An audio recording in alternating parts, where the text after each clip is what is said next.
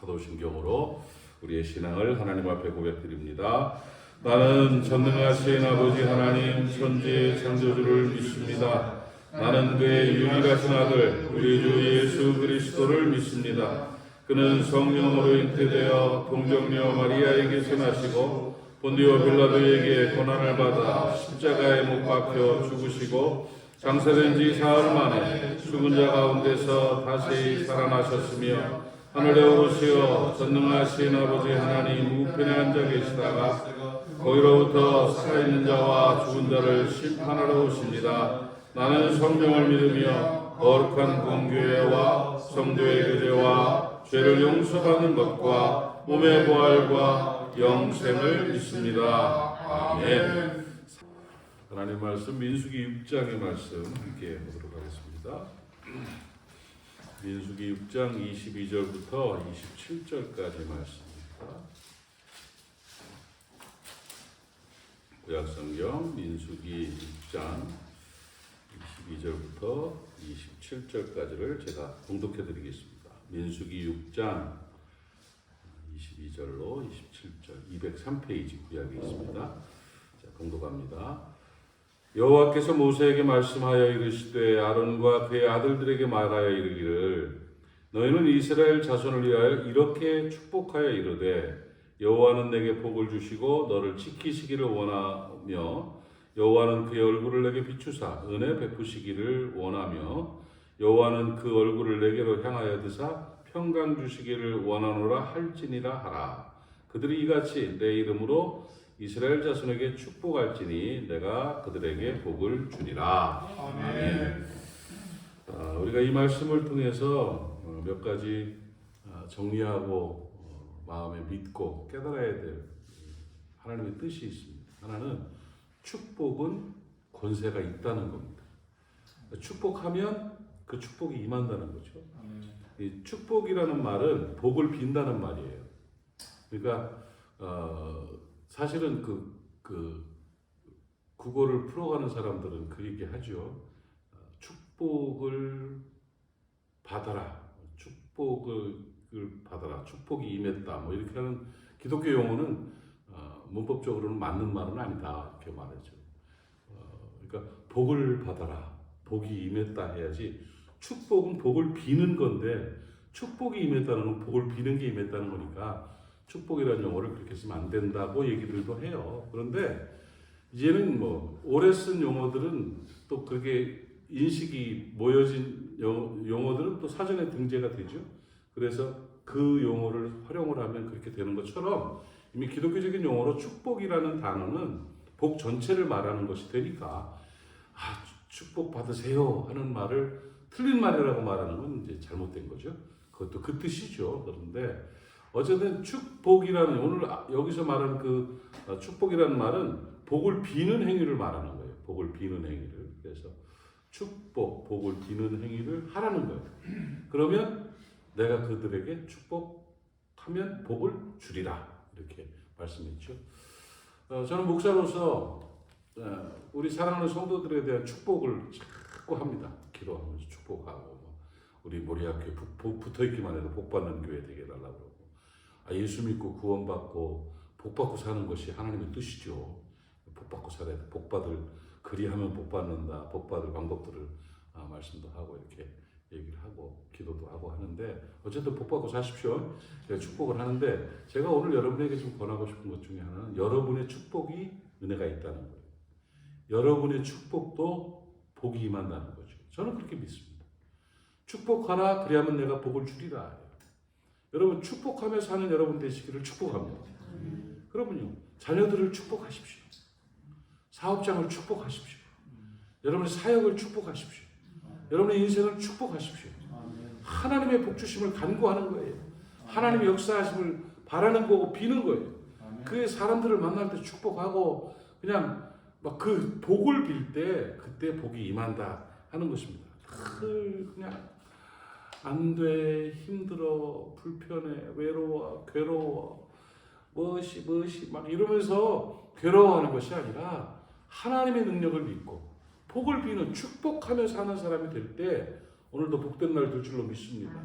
복을 비세요. 축복하세요. 오늘 그들은 이같이 내 이름으로 이스라엘 자손에게 축복할지니 그리하면 내가 그들에게 복을 주리라. 축복하면 복 준다. 여러분이 복이 있다면 여러분이 축복을 해야 되겠어요? 안 해야 되겠어요? 해야 된다고요. 늘 축복하십시오. 남편을 축복하고 아내를 축복하고 하루의 삶을 축복하고 나라를 축복하고 부산을 축복하고 이 땅을 축복하고 복을 비는 거예요. 복이 임하시옵소서. 복이 임하시옵소서. 복 내려주시기를 원합니다. 축복하면 승리하는 삶을 살게 되는 것입니다.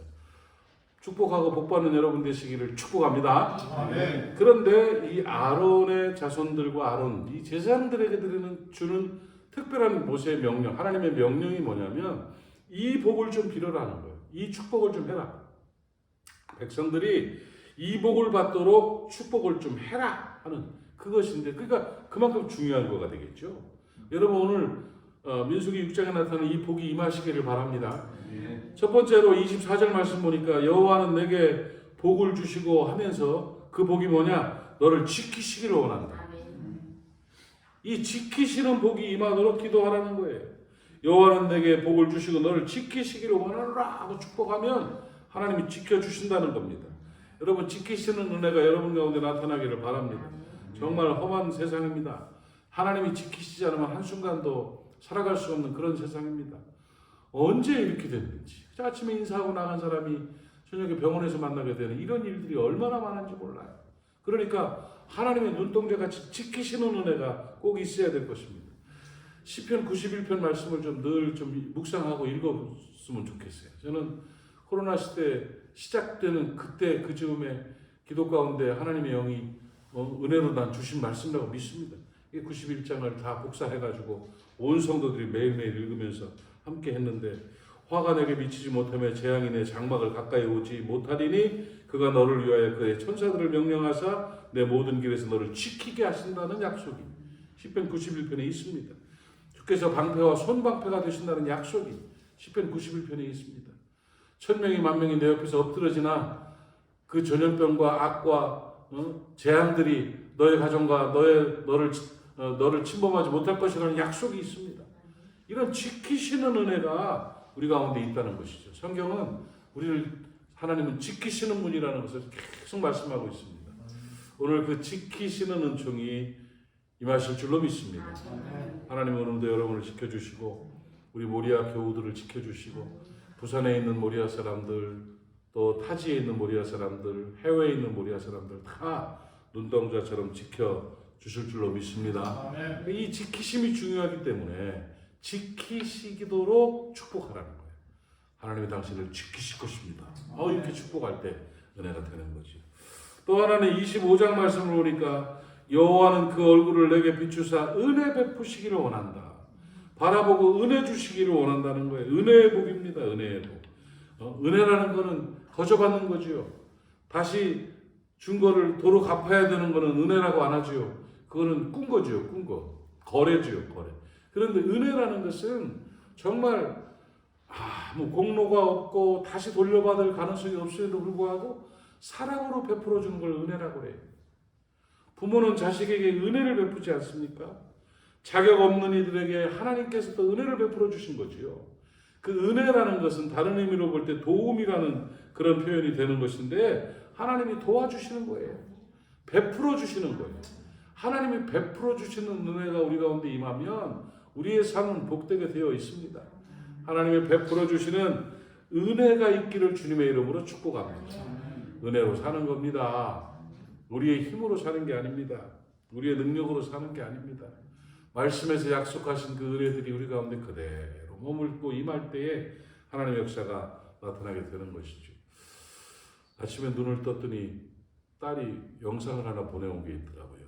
봐보라고 그러면서 밤늦게 보내는 모양이에요. 그래서 이제 시간이 그러니까 머리를 감으면서 새벽에 그 영상을 틀어놓고 보는데, 박진영 씨 그 JYP가 누구랑 그 얘기하는 내용을 몇 분짜리 이렇게 잘라서 보냈더라고요. 보니까 박진영 씨가 세계적인 그런 문화사역자라고 저는 생각을 하는데, 박진영 씨 아시죠?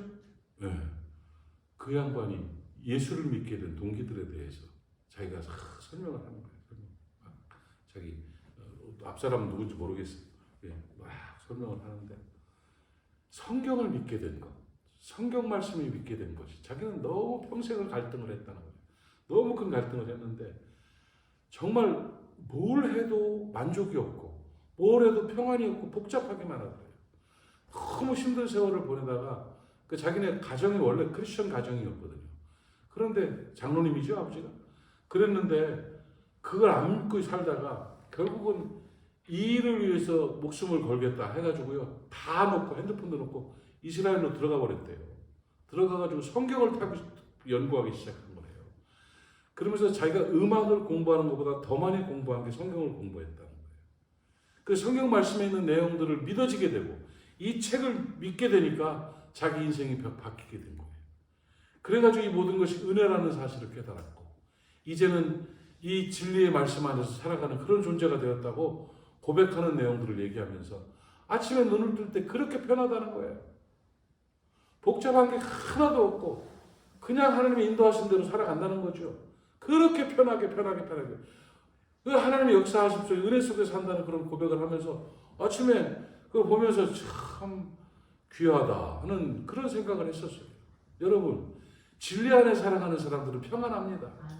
진리 안에 사는 사람들의 특징이 뭐냐? 내 힘으로 사는 게 아니라 은혜로 산다는 걸 안다는 거예요. 은혜를 아는 자들은 평안을 누리게 되어 있습니다. 오늘 하나님의 얼굴을 여러분에게 돌리시고 여러분을 바라보시며 은혜 베푸시기를 원합니다. 오늘도 은혜로 살아가는 여러분 되시기를 축복합니다. 그러고서 26절 말씀을 보니까 여호와는 그 얼굴을 내게로 향하여 드사 평강 주시기를 원하노라 할지니라. 이 평안의 복인 거예요. 이제. 여러분 샬롬의 은총이 여러분 안에 나타나기를 바랍니다. 우리 많은 것을 가지고 있어도 아무리 똑똑하고 잘나고 유명해도 마음 불편하고 마음 힘들면 그거는 지옥이요.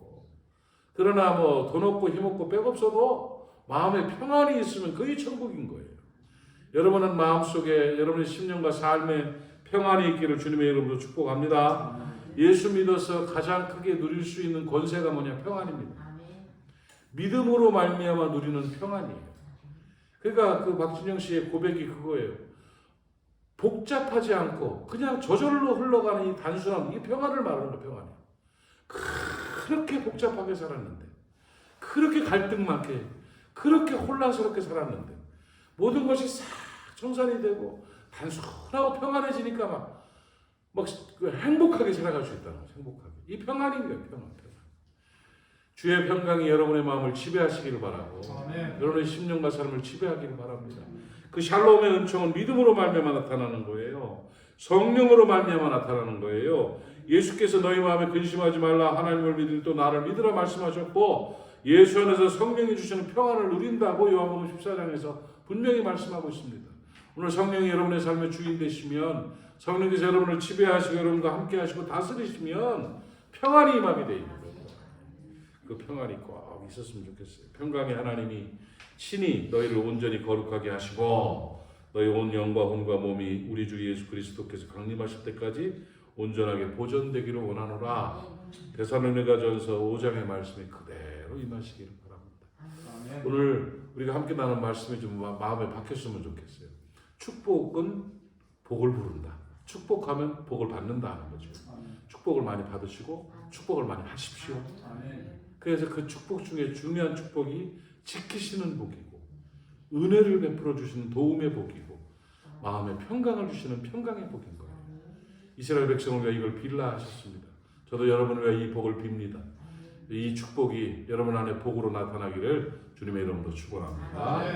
기도합시다. 하나님 아버지 은혜를 감사합니다. 오늘도 사랑하는 사람들이 함께 새벽을 깨우며 성전에 모여서 하나님 앞에 예배하며 기도하게 하시니 참 감사합니다.